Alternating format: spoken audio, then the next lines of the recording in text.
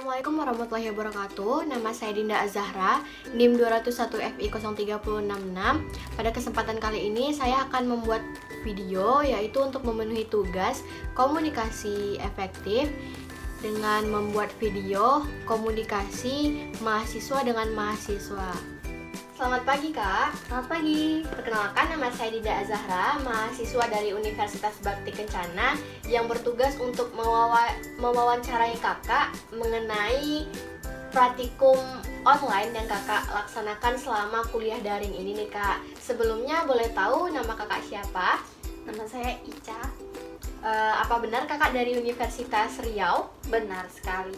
Baik Kak, di sini saya ingin bertanya mengenai bagaimana sih kegiatan yang Kakak lakukan selama praktikum online ini? Apakah ada kendala yang Kakak alami gitu? Kan kita seperti kita ketahui karena adanya pandemi ini kita jadi sulit untuk ke kampus gitu. Apalagi kan tugas praktikum ini kita membutuhkan alat-alat labor ya Kak. Terus gimana tuh perasaan Kakak dan gimana tindakan Kakak nih ketika ada praktikum tapi kita harus ngerjain di rumah gitu kan? Apalagi kita harus nyari orangnya yang bisa bikin video sama kita gitu kan juga riuh waktu ya Kak ya.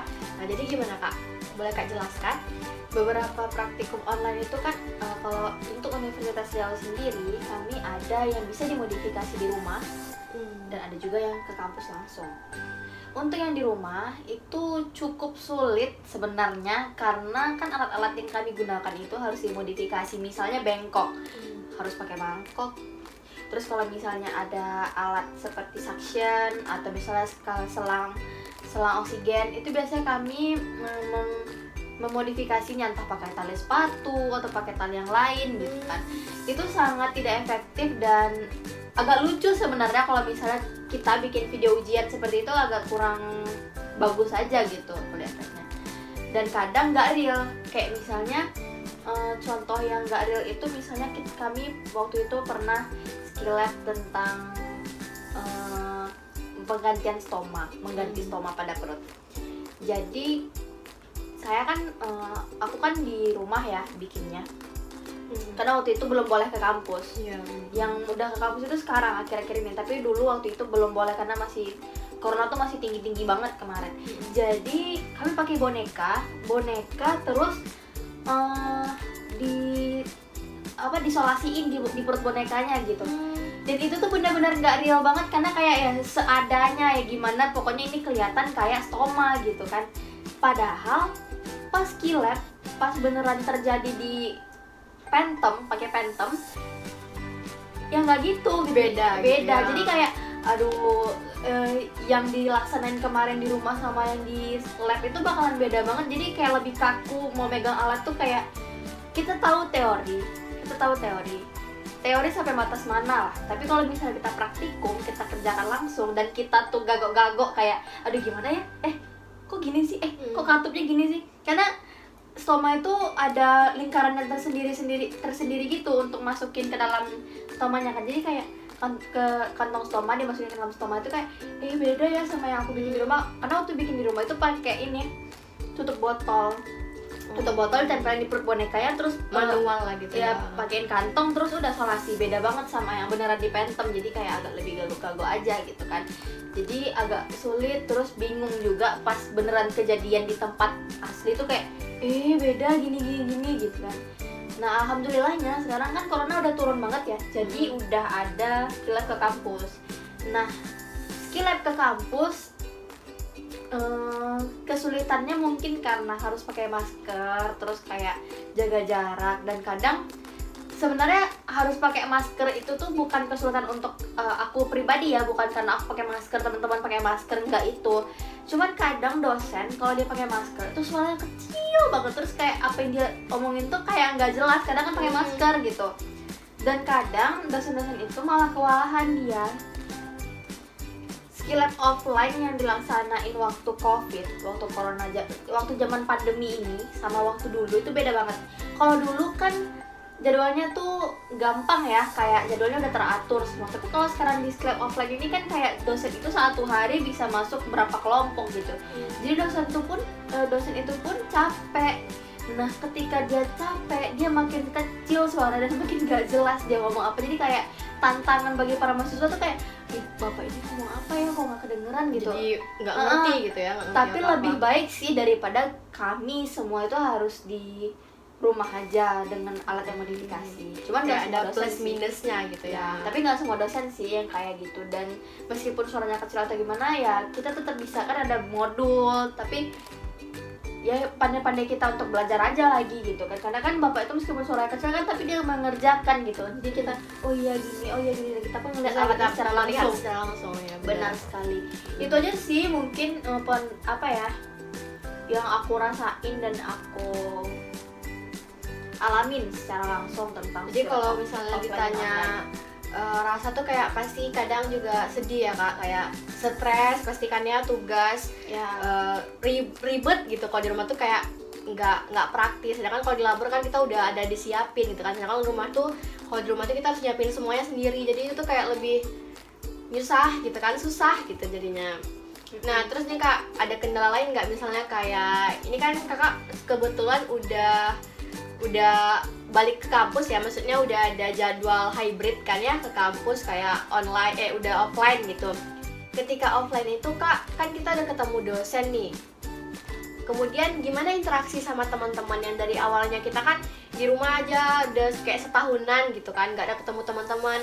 Terus misalnya ada tugas kelompok nih, biasanya kan kita kadang milih kawan kelompok itu yang sefrekuensi gitu ya, yang oh aku cocoknya sama dia, berarti aku bisa ngerjain tugas itu tuh gampang kalau sama dia.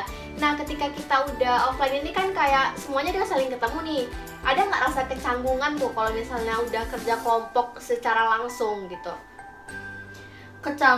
kecanggungan tuh kayak enggak ya, karena kalau untuk bukan seumuran ya, kayak tua banget enggak sih.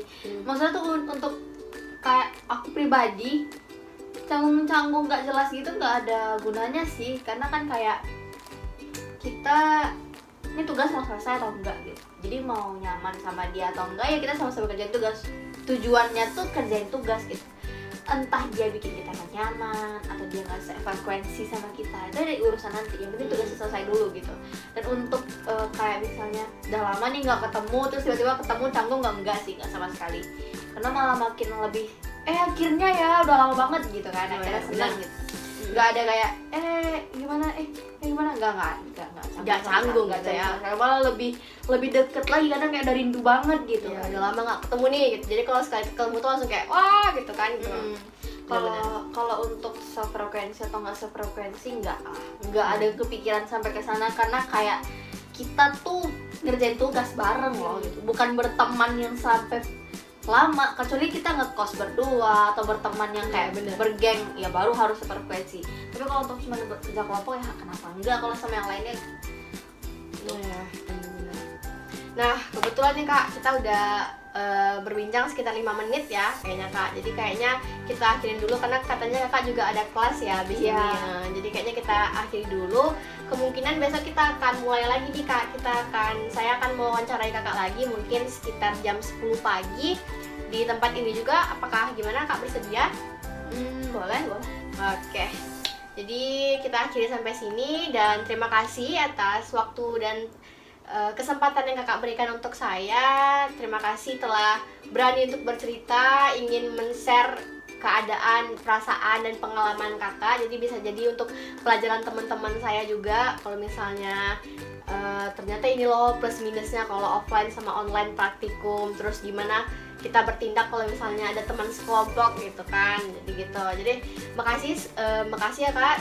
Bener-bener kayak Kakak juga udah hebat banget gitu ya, bisa beradaptasi sampai hari ini. Juga kadang kan banyak juga mahasiswa yang kadang kayak udah capek, nyerah gitu kan sama keadaan offline sama keadaan online ini, karena kayak udah nggak kuat lagi, kayak stres gitu, banyak bercampur kerjaan di rumah gitu kan. Ada mungkin yang mungkin ya mungkin dia ada kegiatan di rumah, kayak dia harus beresin rumah ini itu, jadi ada tugas juga itu kayak gitu kacau gitu kan. Kadang kita di dalam kamar aja tuh, keluarga di luar kayak anak gadis di kamar aja ya dari pagi sampai sore.